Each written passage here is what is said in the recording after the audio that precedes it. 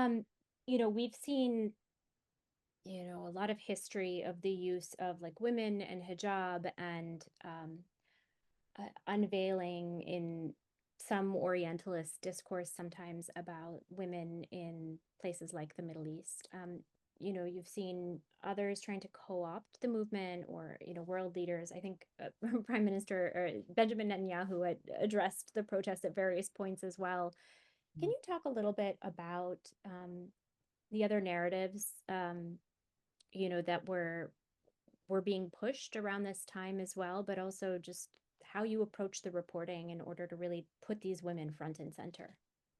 Yeah, I think honestly, a lot of it was tuning out these new actors that showed up on the scene. So there is a few different like social media influencers that came up out of nowhere that were really fighting for Iranians' women's rights that, haven't been around. And part of it is like, okay, well, everyone has a different timeline to their activism and that's fine. But it really felt like in the moment, like what are these people's intentions? So again, like all I really did in that moment was to not pay attention to that and just continue to center the protesters and continue to just do work in that way and just really try not to listen to any of that. Yeah, makes perfect sense. What are some of the other tips or advice for people who want to cover Iran or want to cover, the future of this movement in Iran? What tips and advice would you give them? Yeah, I mean, learn Farsi. You should do it. It's a beautiful language. You can go to Tajikistan and you can go to Tajikistan and learn it there. The dialect is very, very close. Tajik is very close to Farsi. And as well, just start to get familiar with. I say Telegram is a great place to start. That's where Mm, all of the news organizations, all the different newspapers have their Telegram channels. The Supreme Leader has a Telegram channel. State TV is a Telegram channel. So you can really start to get a flavor and an understanding of all the different viewpoints. And as well, starting to get to know the citizen journalist landscape there. So, people who are Iranian journalists that maybe are out of the country but have these accounts and followings and republish these videos, but really starting to understand the information ecosystem, I think is a good place to start. And Telegram is, yeah, full of lots of options. yeah. I'm reminding everyone, if you have any questions, please do drop them into the chat, because now is the time to ask. Neela, I wanted to ask you how should people judge the success of the Woman Life Freedom Movement? Yeah, I think by the daily acts of resistance, like every time a woman goes out without her hijab, like that shows the movement is continuing. Mm, Because the laws on Islamic dress code have not changed in Iran, just more women are refusing to abide by them. And again, that's something that people I spoke with said, I'm not going back. We're not going back. Like that was repeated to me many times. So even just seeing that and knowing that it's a risk every time a woman comes out. Most of the images we're seeing are in Tehran. But and women sometimes still get hassled, but really the defiant way I think is a good visual symbol for us. I mean, I just saw the Times was in Iran and they interviewed someone and it was about a piece after the airstrikes. And this woman, she's has her hair out, she doesn't have a hijab on her shoulders, and she's speaking to camera about why diplomacy is important.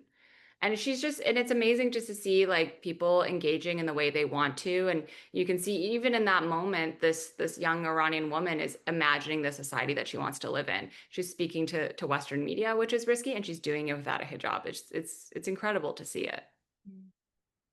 Um, when you, I guess this reporting, which has been personal for you, it's been intimate, it has involved a lot of um, your own family, your own feelings, people to whom you're close, people that you know. How has it changed you? How has this book, this work, this chapter that's ongoing, how has it changed you as a person, but also your reporting and your ethos? Yeah, I mean, I feel really lucky to have had the opportunity to do this book because it forced me to have really direct conversations with my parents. Um, I love my parents. They will talk to me about anything, but it's like it was almost my own, cultural resistance was the bigger factor. And so really sitting down and asking my dad, okay, I need you to explain our immigration story from beginning to end. And we were talking for about 10 minutes. He goes, "You got what you need, right? I got to go back to my book." And I was like, "Absolutely not, sir. Like, you cannot leave." And so just really like having those moments together, and also like having the opportunity to unravel family history from, 100 years ago, that was really, really special. So this book has just, made me feel more connected to Iran. And as much, I mean, like grief that I have, like every time publishing about something in Iran is just like, okay, you can't go back. Like this book has really made me see that I can be an active citizen and participant in my society, even if I can't go there. And that's been really, yeah, that's been really a nice, beautiful experience. Yeah. Um, what are, I guess, some of your thoughts on objectivity, and especially when it's so personal for you? How did you navigate those kinds of questions?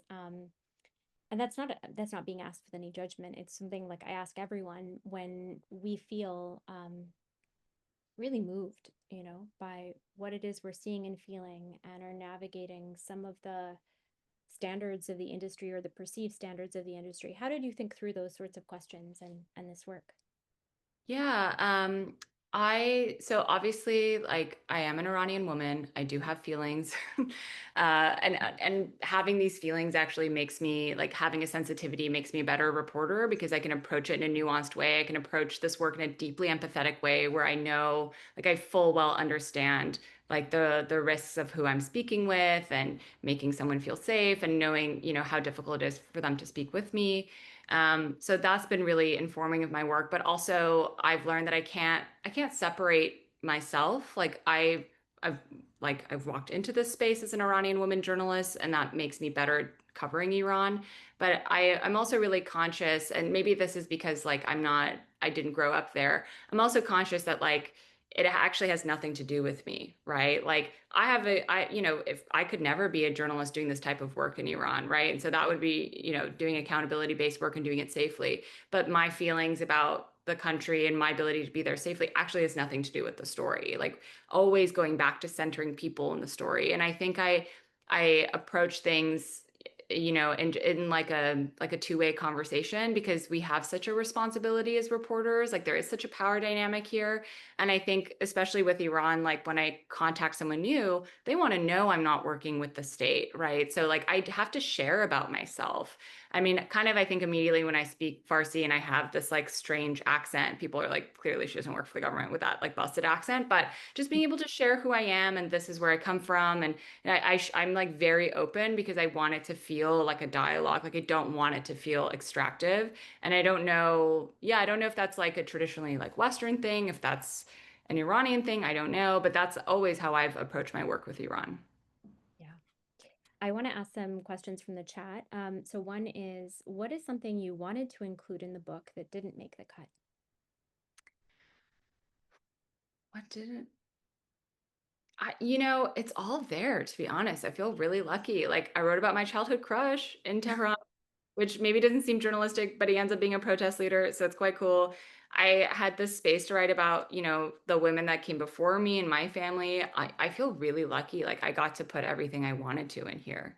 Yeah. What's a question this is another question from the chat. What's a question you still want to ask your family that you haven't had the chance to yet? Um, I want to ask I want to understand more about their experience in the revolution. Yeah. And we've talked about it a little bit, but I can tell that I'm bumping up on something sensitive. Right. So my mom was in first year university in the University of Tehran, where the revolution like very much had roots and seeds. And so I tell her, I'm like, Mom, you're kind of like Forrest Gump in Iranian history. Like you're just showing up at these moments.